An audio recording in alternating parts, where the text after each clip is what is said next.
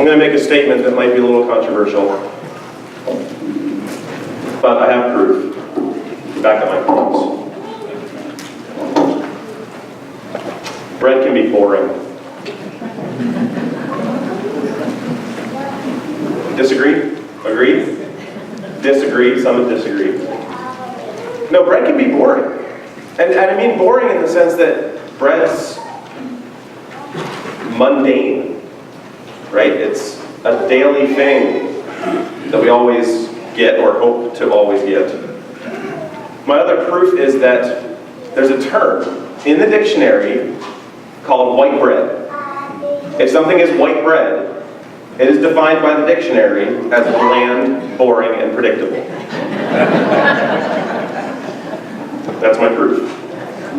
It's in our dictionaries. We can't disagree with it. You know the struggle. I so well know the struggle of trying to eat healthily and get kids to eat healthily when it seems like the healthy food is the boring food. When it seems like the things that are best for us are the things that just aren't all that exciting. It seems this way anyway. And I happened upon Sarah and I were reading Calvin and Hobbes the other night, and I found a cartoon that fit perfectly. Calvin screams to his mom, "Can I watch the movie Killer Prom Queen on TV?" "No." "Do I have to eat this slimy asparagus?" "Yes." "Can I stay up till midnight?" "No." Calvin sits in his bed and ponders the meaning of life. There's an inverse relationship between how good something is for you and how much fun it is.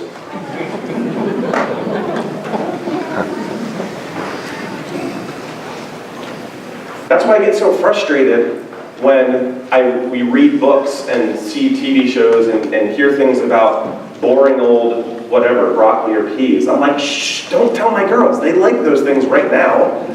Why do we have to assume that broccoli is gross or spinach is gross or peas are gross? Because right now they like them, so let's just hush down on the whole boring food thing, right? But the reality is, eventually we will probably lean towards choosing the things that are fatty or filled with more sugar, for whatever reason. And I think there's a similar dynamic in our daily lives. I think daily life seems mundane, so we seek to fill our daily lives with more fat and sugar. Maybe on the weekends, maybe at night. And these things are not bad in and of themselves, but they need moderation. New apps, new games, movies, TV, toys, vacation, etc. We've got songs like, "Everybody's working for the weekend." Right? We can't wait to get past the regular, mundane, boring old daily life to something else that's more exciting. So why does Jesus use this metaphor of bread, this thing that is so mundane and everyday? Why does Jesus refer to himself as bread? Could there be any more basic and boring than bread? The crowds had just chased him, quite literally chased him, because he had fed 5,000 men, not even counting women and children, with 2 fish and 5 loaves of bread. Yes, 2 loaves, 2 fish and 5 loaves of bread. She just told the story, I should know, right? From this simple offering, 5,000 plus people were fed. So this crowd follows Jesus. They chase him down. They want to know what's going on. They want more. And Jesus says, "I know why you're here. You got your fill. You got bread. You got your meal for the day. And you think that that's what I'm going to provide." And Jesus says to the people, what you need to do is stop chasing after bread and food that's going to go bad. What you need to do is take in the food that will last for eternity. Take in the bread that sustains you forever. And Jesus says, this comes from the one who God sent. Right? And the people say, okay. You say it's you, you're the one that God sent. So what sign do you have to offer us? The people ask for a sign. They say, Moses gave our people manna to eat in the wilderness. Do you have anything like that? And that's when Jesus makes his claim. He says, I am the bread of life. Come to me and never go hungry. Come to me and never go thirsty. Jesus is making a bold claim that he's not just going to hand out the stuff of life. He is the stuff of life. He is the source of life. And because he's from God and is God, the life available is abundant and everlasting. Jesus says, come to me and you will be filled with food that will last into eternity. So again, why bread if Jesus is talking about something that is miraculous and God ordained? Why is he using bread if he's referring to this wonderful miracle in which people found bread in the middle of the desert? Why is he using bread as the example? Jesus, God, came to earth and took on human flesh. God did not come to earth in human flesh to pull us away and help us escape this daily life that we have.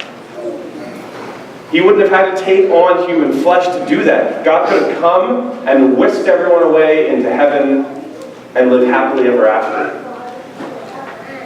But this stuff of daily life, this water and yeast and grain, is the stuff that God created, the stuff that God intends to continue to bless. So when God came in flesh, took on daily life, God didn't come to show us that we're going to escape this world someday. God came to bless this world and bless every single day in it. That's what abundant life is. That's what Jesus came for, and I think that's why he used bread. Because bread is that mundane, daily part of life.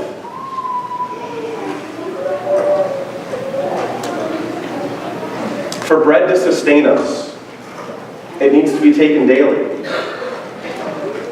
Do you know the person who needs to have bread at every meal? And they look around, they say, where's the bread? If the bread is not there, and it's usually just that plain old white bread with a little butter on it. Bread needs to be taken daily for us to survive. We can't try to gorge ourselves on it and make that last for the whole week. That's what happened in the wilderness. When the Jews were in the wilderness, they saw this bread on the ground. They wanted to stock up. They wanted to fill their baskets, and they were scared about tomorrow. And so they wanted to hoard it up and fill it up and hold on to it for dear life. And God gave specific instructions not to do that, to trust God, that God would provide. And what happened when they stored it all up? Overnight it rotted. It got infested. It was no good for eating. God was teaching the people to live by faith and not by fear. Every single day is an act of faith. An act of receiving what God has for us to sustain us. That's what Jesus is inviting us to when he talks about being bread. Come to me every single day. And this feels like, again, this is boring to some extent. This is mundane. This is daily. Coming to Jesus is not all that exciting, to be perfectly honest. It doesn't always feel like a 5-course meal when we pray, when we sing, when we read the scriptures, when we visit with other believers. It doesn't always feel all that exciting. Sometimes it just feels like a regular routine. But remember, the 5-course meal, the amazing dinner, cannot fill us for tomorrow. Maybe you've had that Thanksgiving dinner that you can hold on till like maybe Friday noon to eat again. So maybe 24-hour period will one meal hold you over. But eventually, you need to keep eating. I remember the highs that I would get when I was a youth going to convention and worshiping with 3,000, 4,000, 5,000 other Mennonite youth from around the whole country. The voices, the lights, the music, all of it gave me such this spiritual rush. It carried me home, and I felt so filled with Jesus, so filled with the Spirit. And I came home, and that balloon just started to slowly deflate over the course of about a week. Because I came home and it wasn't there. I didn't have the lights, I didn't have the music, I didn't have 5,000 voices singing together in church or anywhere. That just didn't happen again for another 2 years.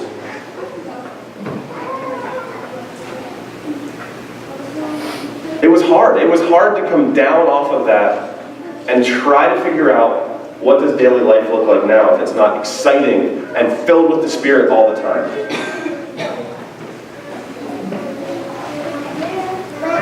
I came to realize the truth later, much later, that the boring daily and weekly connections with God, with other people, were what truly sustained me and got me to where I am today. It was the boring stuff that kept me going. It's the boring stuff, the mundane, the daily, that Christians for generations have been doing and has sustained them. My cousins and my aunts and uncles and my grandparents would sit around at Grandma and Grandpa's house when we would get together. And we would sing hymns for about an hour after dinner, before we were getting ready for bed or playing our board games for the night. And I remember that not once did Grandma pick up a hymnal. And she knew every single word of every song. And if we stopped after verse 2, she plunged right into verse 3. Because heaven help us if we don't finish a hymn and only sing 1 or 2 verses of it. Which we're going to do this morning, but that's okay. That's beside the point. Forgive us, Grandma. And I realized that she didn't have one major spiritual experience. She didn't have one big feast of Jesus. And all of a sudden, all those hymns were part of her heart and her faith. She sang them with her faith community over and over and over again. She was formed by these practices of connecting with Jesus on her own and within the community. It shaped her faith and carried her through good times and bad. As mundane and bland as it seems, to daily take in Jesus, to daily be with Jesus, that is what sustains us, what carries us through. It may not be exciting news, but I think it's good news. And it's good news that is in opposition to what the world offers, because the world offers you the things that are flashy and sweet, the things that are exciting and filled with tons of energy and potential. And then they go away. And you feel as empty as you did when you signed on or when you paid your money. But daily, mundane bread fills us.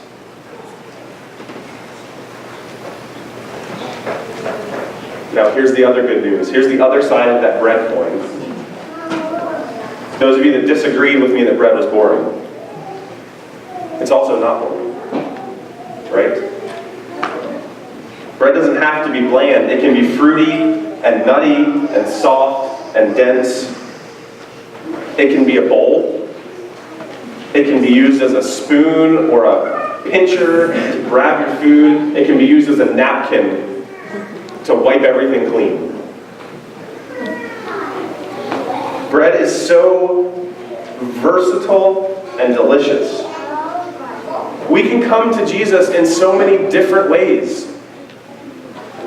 We can come to Jesus through prayer, through singing, in the Bible, in rest, in play, in nature, together and alone.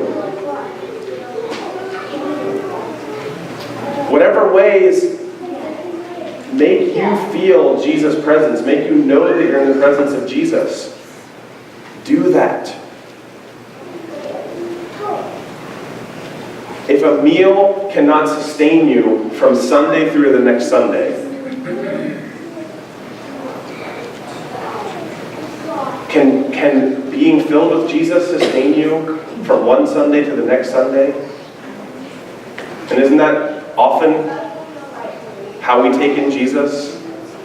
Hoping that one Sunday experience will hold us over for 6 days.